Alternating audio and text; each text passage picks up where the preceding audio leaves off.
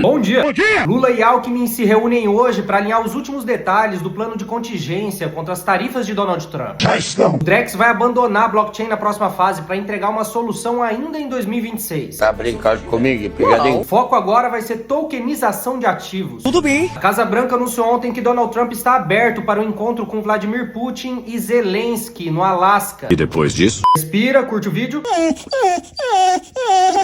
O Japão registrou 2 mortes de boxeadores após evento na última semana. O terremoto de magnitude 6.1 atingiu o oeste da Turquia ontem. Que tristeza. Relatório do Tesouro indicou dívida pública do Brasil fora do controle, com pico em 2028. Tá muito ruim. O presidente da Câmara, Hugo Mota, decidiu indicar o afastamento de 5 deputados por até 6 meses por conta de motim na semana passada. Não tem como não seguir o chefe, não é mesmo? Agora bora trabalhar. Calma, Deus é contigo. A sua bênção logo vem.